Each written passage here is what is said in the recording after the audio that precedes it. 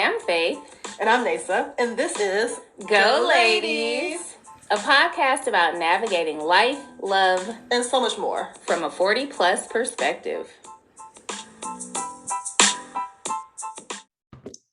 Hey, everybody. Hi. As you see, it's not just myself and Faith today. We're together. And we are. Look at this. We're never together. But we also have a guest all the way from Portland, Oregon. Okay. Why are you making We are together. We haven't been together on camera yet. Okay, yeah. You didn't specify that part. See? Hey, y'all. This is over on camera, so you can see my face. Okay, we have a guest. Yes. We have an amazing guest all the way from Portland, Oregon, Miss Rhea Daniels, Chief Stylist, Founder, CEO Extraordinaire of Papierdoll Factory. HBCU graduate, Black Girl Magic. All those things. Thank you so much for that beautiful intro. And thank you, ladies, Go Ladies team, for inviting me to be on your podcast. Super excited to be here. I'm glad you're here. Full disclosure, Rhea and I go back way far, back to 3500 Johnny Merritt Boulevard, Tennessee State University, for those that don't know. So PO Box 101. Come on now. Okay. So we go all the way back. So we've been close friends for a very long time. And, you know, I'm so proud of all the work that she's doing professionally and in Papierdoll Factory. It's just so much going on. So we'll get to that in just a second. But before we get to that, we have a few topics to get into. So, Faith? So, today's little news break. Okay. So just a reminder, this podcast is about life, love, and all things for the 40-plus crowd. So I'm the plus. You're the plus. I'm the plus. You're the Rhea's the plus. So that's what we tend to talk about on the show. And, you know, since we launched the podcast, we've each been blessed to have a birthday to celebrate 40 or the plus and plus, right? Yeah, definitely.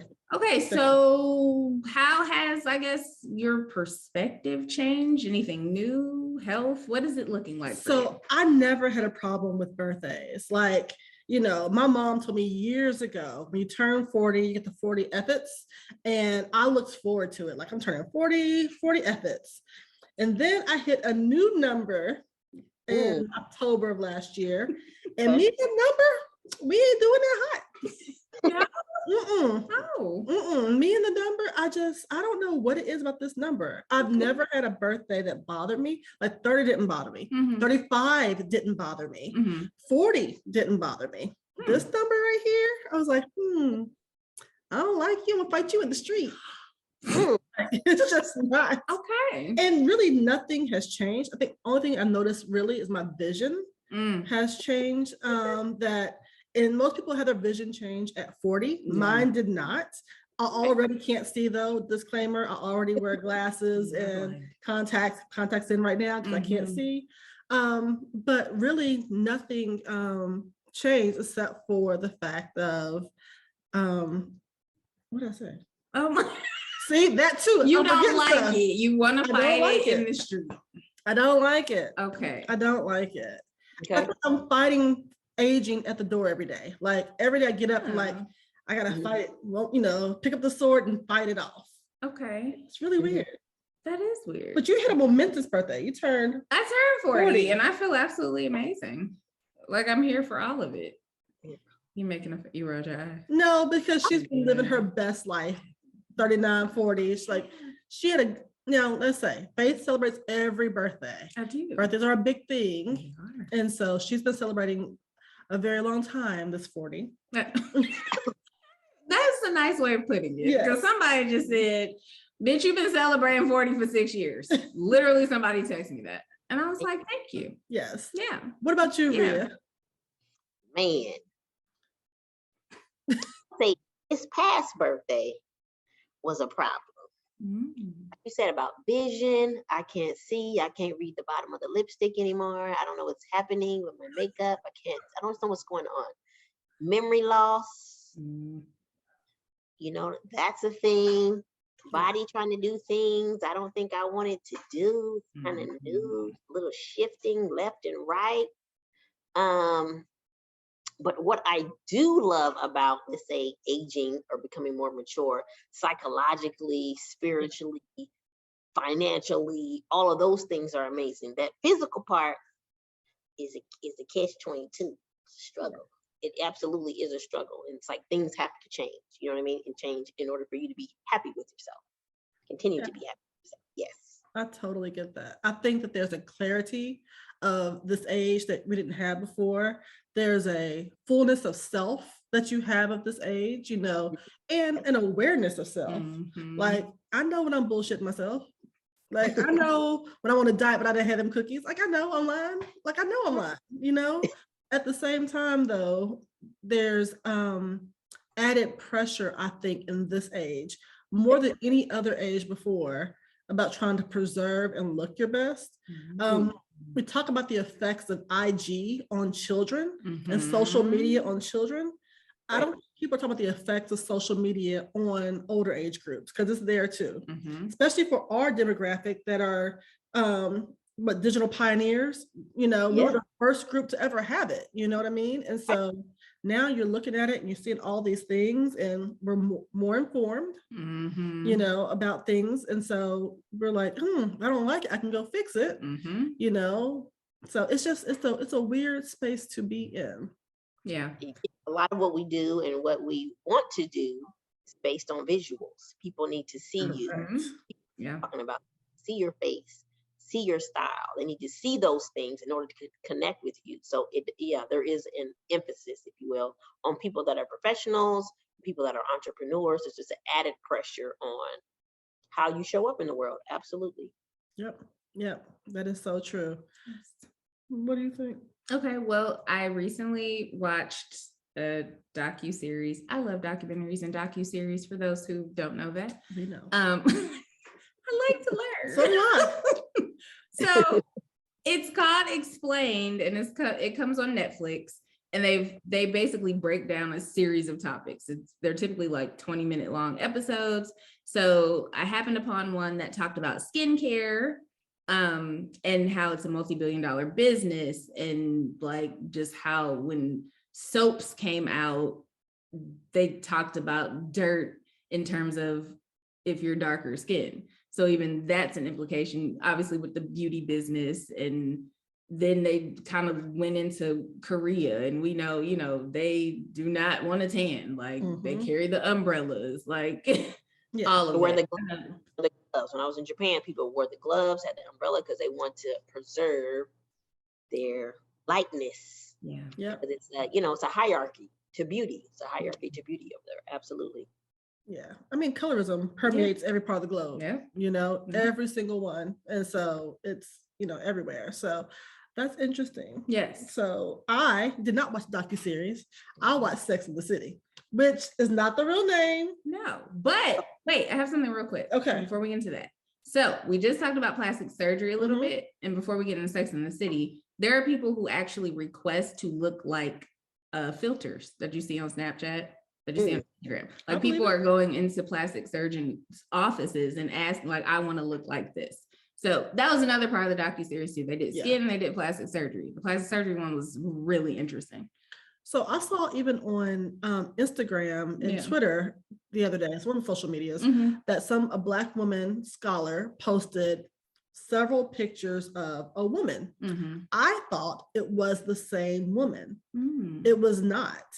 It's 8 different women that she probably found at the Shade Room or TMZ. Like, I'm gonna call them celebrities, but they're not, I can't sing their song, but they do something, you know what I mean? And so they do something. And so I thought it was the same person. It was not. But because the aesthetic is the same for each person, it's like they all went and got I want the K Michelle model. No shade to K. K looks good. Right. K does not like K. You know what I mean? Her latest work, she looks great. K Michelle looked great before too. You know what I mean? And so now looking at her, I'm like, who this woman? It's kind of like when Jennifer Grey got her nose done, and nobody knew who Jennifer Grey knew who she was. Exactly. It's the same thing. It's the same thing. And I'm not an anti-plastic surgery person. Gone under the knife. I will do it again. Should I choose to, if my fighting the age of the street does not work, I will call up Dr. Amaka and be like, hey girl, let's talk. You know, I have no shame about that. Right. And Sex in the City episode recently talked about that. Carrie and Anthony went to a plastic surgeon. It was actually Anthony's appointment.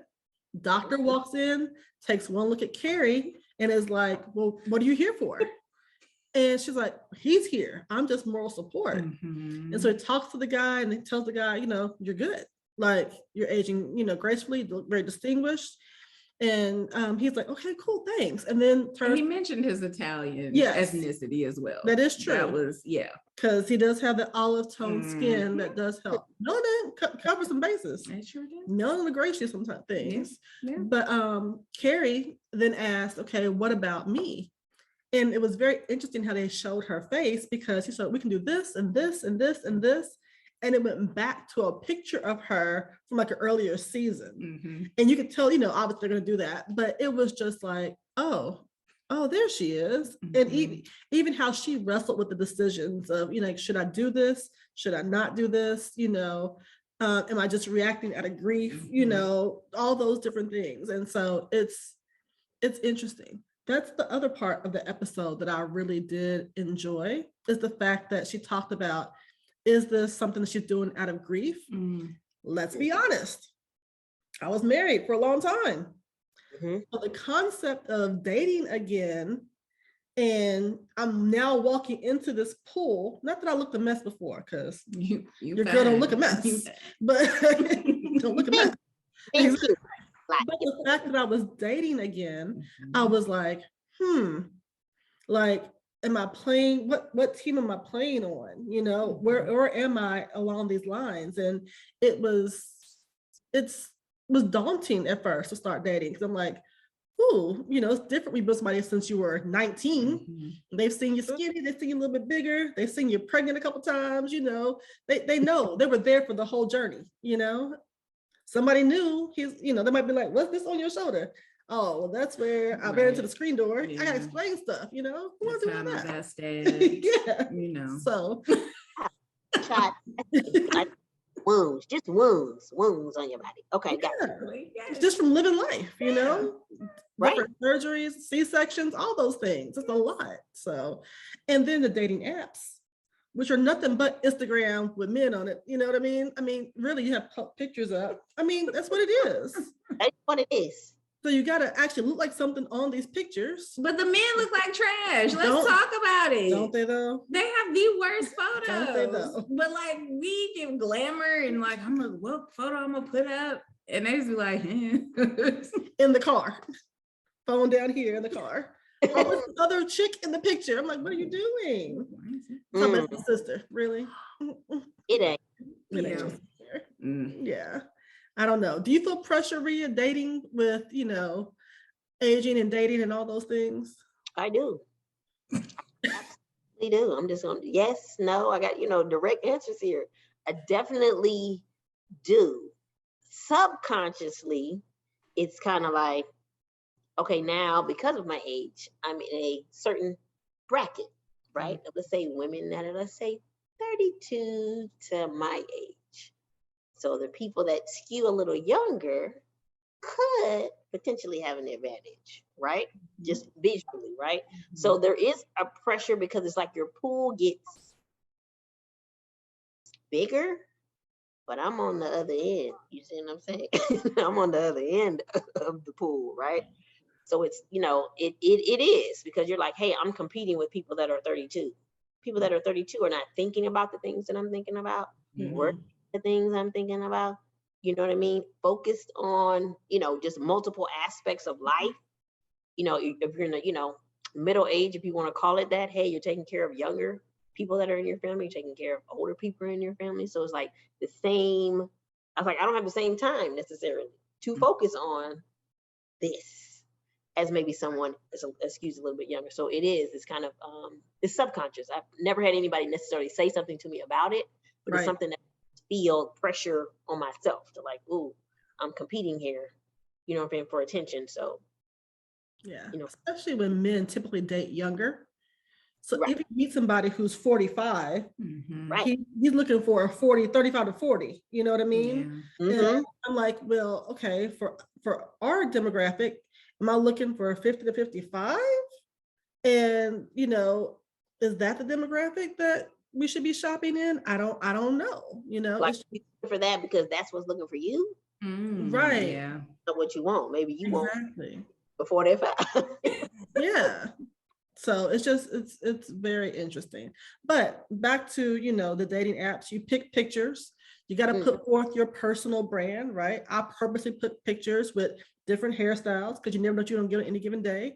So I don't think I'm catfishing you. Like you get this one day, you get curly one day, you never can tell. So I did that intentional. As we talk about personal brand, which is really your area of expertise, right? How do you craft this personal brand and how does it need to evolve as you age? First, could you just define what that personal brand is? I mean, to keep it simple for people, it's really about the conscious and intentional way that you present yourself to the world in order to attract the right people and the right opportunities to you.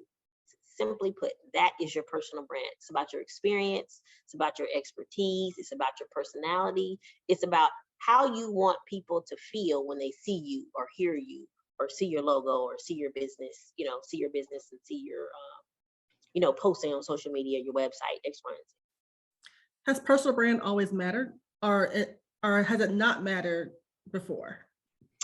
I think it's always mattered. I think now people are aware that it's a thing and that everybody has one, that it's not just people over here that are CEOs have personal brands or people that are, mega successful with their own, businesses that have personal brands. You as an individual have a personal brand. It's kind of what people say about you when you're not in the room. Is she smart? Is she funny? Is she vibrant? Is she trustworthy? Is she thorough? Those types of, adjectives are words that, what people say about you when you're not in the room. That's really your brand. So can your style influence what people say about you? Absolutely. So style is a not so secret weapon. I call it that because you can actually, it's like your presence is powerful. How you show up, how people see you, even if they don't have an opportunity to talk to you directly, it's, hey, you're at a networking event. Everyone is at the event. It's been 6 p.m. So everybody's off work. They've got black and brown and navy blue on because they're coming straight from work. Put on orange, put on yellow. If nothing else, people are going to say, who was that in the room that had on the yellow dress or the hat or the scarf tied around her bag? Those types of small nuances make you memorable.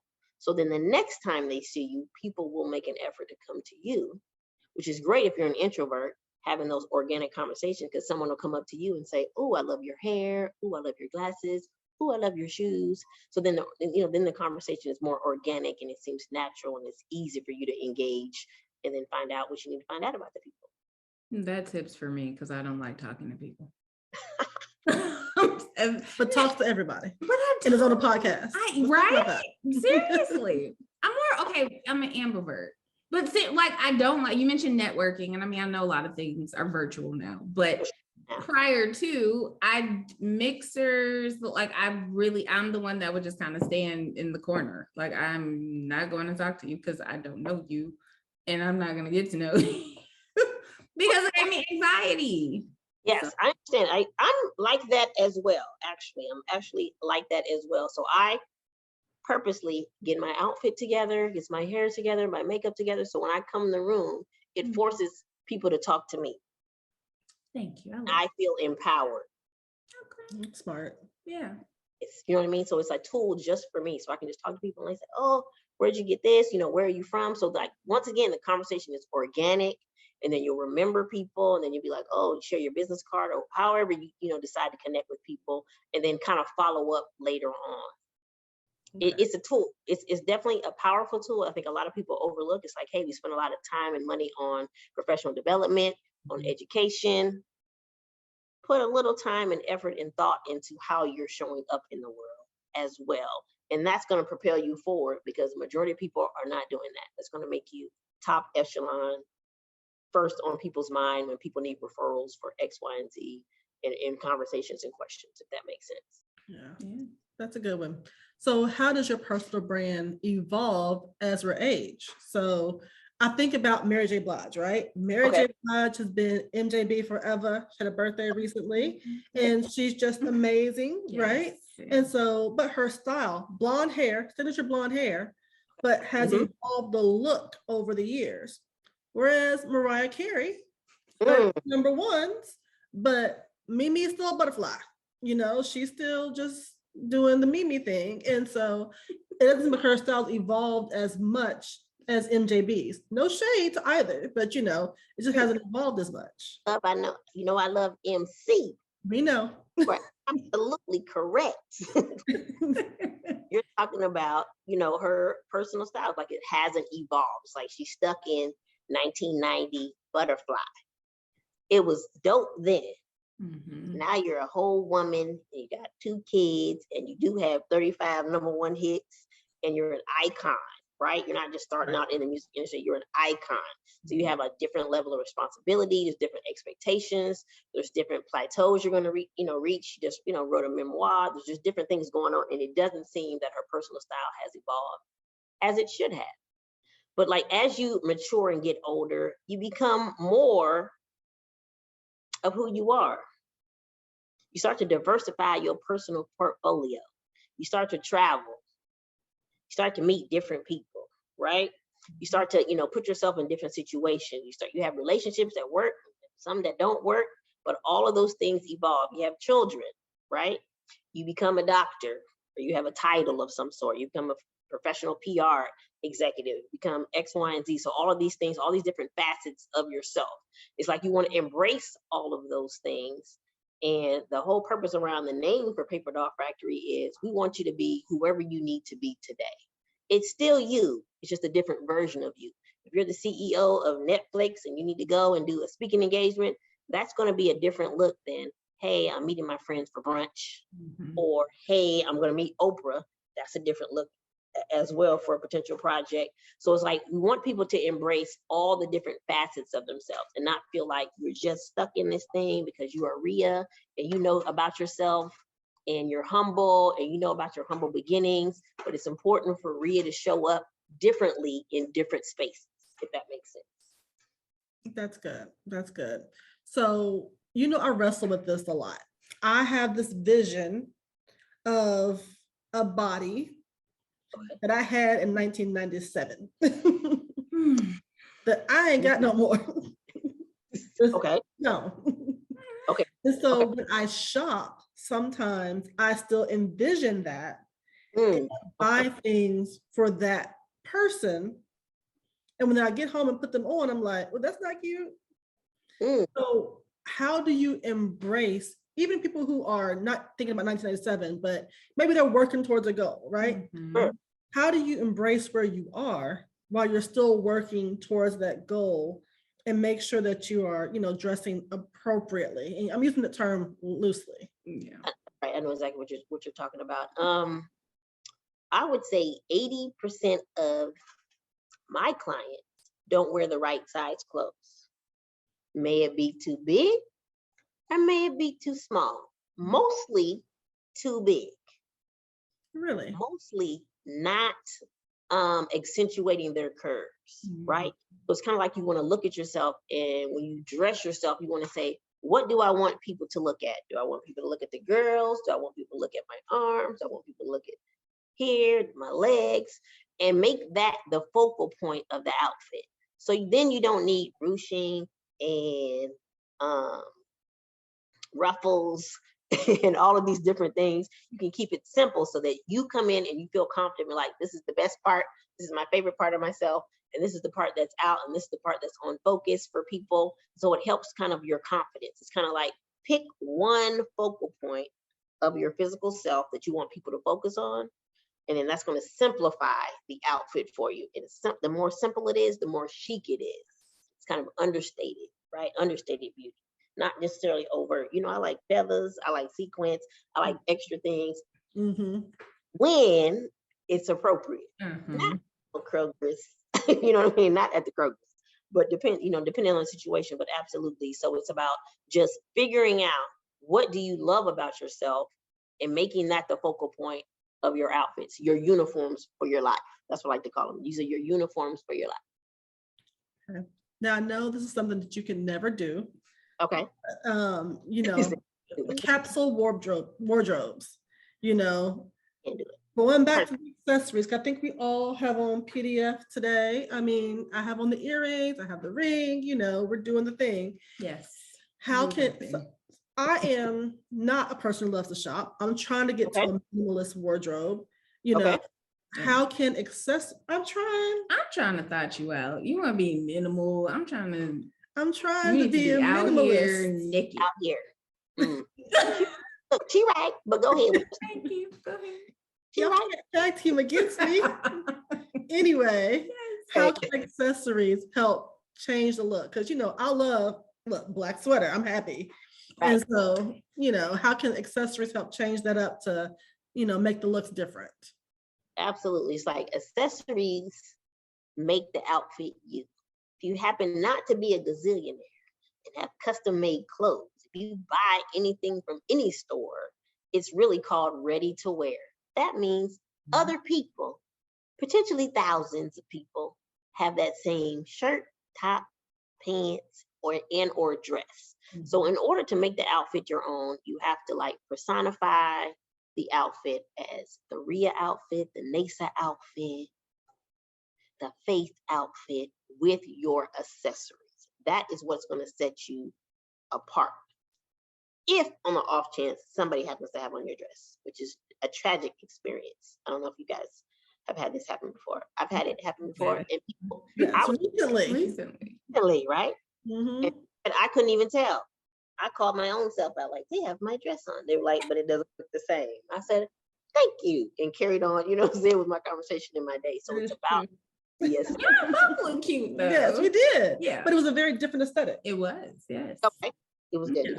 Yeah, so accessories are that's like the armor for your outfit. That's the final layer, right, of protection, of style protection that every woman wants to have. So, and it's the easiest way to really uplift your style. It's the easiest way. So if you're like, yep, I don't like to shop, I've got a lot of great basics that fit well, I got the proper undergarments, all you need to do is accessorize, mix and match in order to have different looks and different moods.